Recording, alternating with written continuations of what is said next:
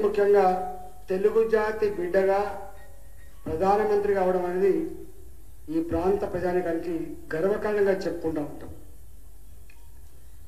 అలాంటి మహనీయునికి ఆనాటి కాంగ్రెస్ ప్రభుత్వం మరి గౌరవించాల్సి ఉండే, గుర్తించవలసి ఉండే. గౌరవించకపోగా గుర్తించకపోగా వారు పరమపదించినప్పుడు, వారు మరణించినప్పుడు ఢిల్లీలో ప్రధాన మంత్రుల శ్మశాన వారికల పక్కన ఉన్నటువంటి పివి నరసింహ గారిని వీరు కాంగ్రెస్ పార్టీలో వాళ్ళ కుటుంబం నుంచి కాకుండా బయట నుంచి వచ్చిన ప్రధానమంత్రిగా అక్కడ అలవ్ చేయకపోతే హైదరాబాద్ గడ్డ మీద వారి ఖననం చేసుకొని గుర్తించుకున్నాం, గౌరవించుకున్నాం. మనం గౌరవించకపోగా, వారు గుర్తించకపోగా, వారి సేవలకు తగ్గట్టుగా భారతరత్న ఇవ్వకపోగా అనేక రకాల అవమానాలను భరించిన బిడ్డ, అవమానాలకు గురైన బిడ్డ పివి నరసింహ గారు. అలాంటి మహనీయుని ఇవాళ భారతరత్న ఇచ్చి భారత ప్రధానమంత్రి నరేంద్ర మోడీ గారు సంస్కరించడం ఈ జాతికే గర్వకారణంగా నేను చెప్పుకుంటూ ఉంటాం. పివి మన టీవీ, పివి రాబోయే తరాలకు ఆదర్శవంతంగా నిలిచడంలో ఎలాంటి సందేహం లేదు. ఇవాళ వారికి భారతరత్న ఇవ్వడం అంటే తెలుగు జాతి ఆత్మగౌరవాన్ని, దక్షిణ భారత ప్రజల ఆత్మగౌరవానికి గుర్తింపుగా ఇచ్చినట్టుగా మేము భావిస్తా ఉన్నాం. తప్పకుండా వారి చరిత్రని రాబోయే తరాలకు అందించడంలో, వారి స్ఫూర్తిని మనం ఆచరించడంలో పునరంకితం కావాలని చెప్పి సందర్భంగా నేను కోరుతూ మరొకసారి ప్రధానమంత్రి గారికి ధన్యవాదాలు తెలియజేస్తా ఉన్నాను. ఈరోజు కాంగ్రెస్ పార్టీ అధికారంకి వచ్చి 2 నెలలు దాటుతా ఉంది. మొట్టమొదటి ఓటాన్ బడ్జెట్ ప్రవేశపెట్టింది. కేంద్ర ప్రభుత్వం బడ్జెట్ సంపూర్ణమైన బడ్జెట్ రాలేదు కాబట్టి, అక్కడ కూడా ఓటాన్ అకౌంట్ బడ్జెట్ వచ్చింది కాబట్టి, సంపూర్ణమైన అంచనాలు లేవు కాబట్టి ఓటాన్ అకౌంట్ బడ్జెట్ ప్రవేశపెడుతున్నట్టుగా రాష్ట్ర ఉప ముఖ్యమంత్రి వర్యులు, ఆర్థిక మంత్రి వర్యులు వారి బడ్జెట్ ప్రసంగం చెప్పడం జరిగింది. మొదటి నుంచి కూడా కాంగ్రెస్ పార్టీ ప్రతిపక్షంలో ఉన్నాడు బడ్జెట్ అంచనాలకు, ఎస్టిమేషన్కి లేదా యాక్చువల్ ఎక్స్పెండిచర్కి సంబంధం లేకుండా పోతుందని చెప్పి చాలా సందర్భాల్లో వారు అసెంబ్లీలో ఏకరువు పెట్టిండ్రు.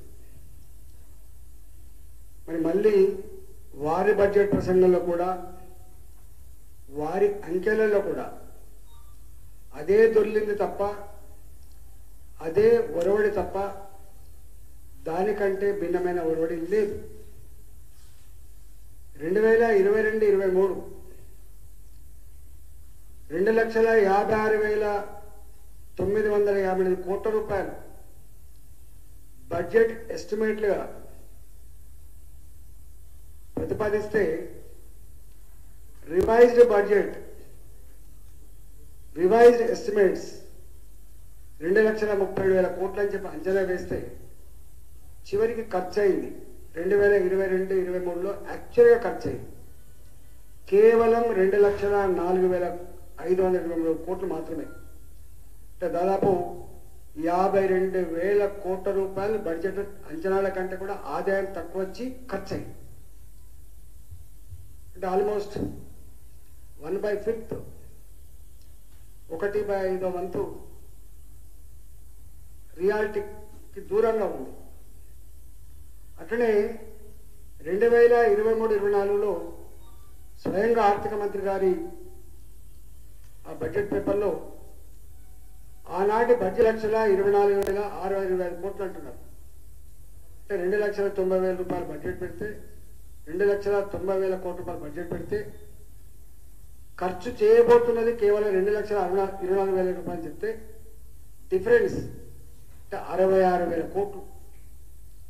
అంటే ఒక సంవత్సరం ప్రతిపాదించిన బడ్జెట్లో 66,000 కోట్ల రూపాయలు ఆదాయం రాదని ఖర్చు పెట్టలేమని చెప్పి దీన్ని చూపించిందంటే మొత్తం ఫిక్స్డ్ ఎక్స్పెండిచర్ పోను, వడ్డీలు ఫిక్స్డ్ ఎక్స్పెండిచర్,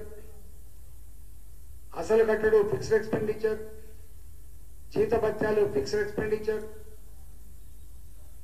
పెన్షన్లు ఫిక్స్డ్ ఎక్స్పెండిచర్, సోషల్ పెన్షన్లు ఫిక్స్డ్ ఎక్స్పెండిచర్. అంటే ఒక్క మాట చెప్పాలంటే 66,000 కోట్ల రూపాయలు ఎక్స్పెండిచర్ కాలేదని చెప్పడం అంటే వెల్ఫేర్ మొత్తం గంగల ముంచడమే. కేవలం వెల్ఫేర్ పేదలకు కేటాయించేటువంటి కేటాయింపులలో అంకెలు తప్ప రియల్ ఎక్స్పెండిచర్ ఉండదని చెప్పి చెప్పడమే. ఇవాళ ఈ సంవత్సరం బడ్జెట్ ప్రవేశపెడుతూ 2024-2025 సంవత్సరానికి బడ్జెట్ అంచనాలు 2,75,891 కోట్ల రూపాయలు. అంటే ఆల్మోస్ట్ పోయినసారి 2,24,000 కోట్లు నిజంగా ఖర్చు పెట్టే సత్తా ఉంటే ఆదాయం వస్తే ఈ సంవత్సరం ఖర్చు పెట్టే డబ్బు 2,35,000 2,30,000 కోట్ల కంటే ₹1 కూడా ఎక్కువ ఖర్చు పెట్టే అవసరం లేదు.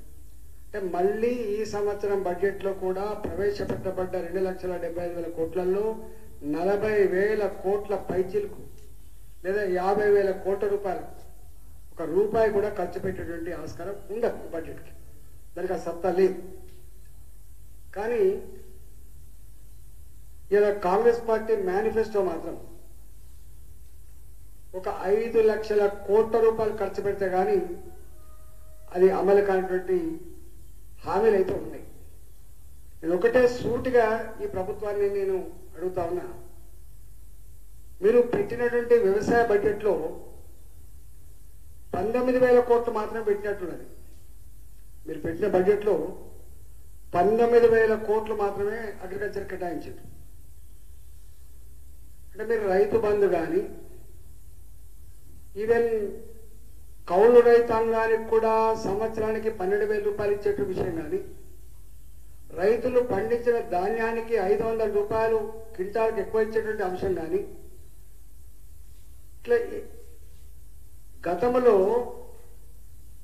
21,000 కోట్ల రూపాయలు కేటాయిస్తేనే రైతులకు ఇచ్చే రైతు బంధు సంపూర్ణంగా అమలు చేయకపోయినప్పుడు మరి మీరు రైతు బంధు అమలు చేయాలి, కౌలు రైతులకు సంవత్సరానికి 12,000 రూపాయలు ఇవ్వాలి, ఎకరానికి 10,000 రూపాయలు చేయాలో 15,000 రూపాయలు ఇవ్వాలి, అన్నిటికీ మిక్కిలి 2 లక్షల రూపాయలు రుణమాఫీ రైతాంగానికి ఎట్ ఏ టైం 2 లక్షల లోపు రుణమాఫీ చేస్తా ఉన్న 34,000 కోట్ల రూపాయలు ఈ సంవత్సరం ఉంటుందా లేదా? మరొక మాటలో తప్పించుకునే ప్రయత్నం చేశారు. మేము ప్రాసెస్లో ఉన్నాం, గుర్తించడం ప్రాసెస్ చేయడం 1 నెల రోజులు ఎత్తుకోవచ్చు, 2 నెలలు ఎత్తుకోవచ్చు. కానీ ఈ సంవత్సరం బడ్జెట్లో అంటే ₹1 కూడా కేటాయించలేదంటే రైతులకు మీరిచ్చిన మేనిఫెస్టోలో రాసుకున్న 2 లక్షల రూపాయల రుణమాఫీ ఇది అబద్ధం తప్ప, ఇది ఉత్సాహాన్ని తప్ప ఈ సంవత్సరం ఇది అమలు కాదని చెప్పి దీన్ని బట్టి అర్థమవుతాం. రెండవది మహిళలకి ఒక్కొక్క మహిళకి 2,500 రూపాయలు ఇస్తా అని చెప్పినారు. నిరుద్యోగులకేమో 4,000 రూపాయలు నిరుద్యోగ భృతి ఇస్తా అని చెప్పినారు. ఈవెన్ సోషల్ పెన్షన్ కూడా వృద్ధులకు ఇచ్చేటివి కానీ విడోస్కి ఇచ్చే పెన్షన్ కానీ 4,000 రూపాయలు చేస్తా అని చెప్పినారు. అదేవిధంగా హ్యాండిక్యాప్డ్ వాళ్ళకు 6,000 రూపాయలు ఇస్తారని చెప్పారు. వీటన్నిటికీ ఎక్కడ కూడా నిధులు కేటాయించలేదు. ఎక్కడ కూడా నిధులు కేటాయించలేదు. ఏదో అంకెలు చూపించింది తప్ప కొంత ఎక్కడ కూడా లేదు. నేను ఒకటే కోరుతున్నా, మహిళలకి ఏదో ఒక బస్ కిరాయిలు, బస్సులలో ఉచిత ప్రయాణం అని చెప్పి ఉరిడించింది తప్ప మహిళలకు రావాలి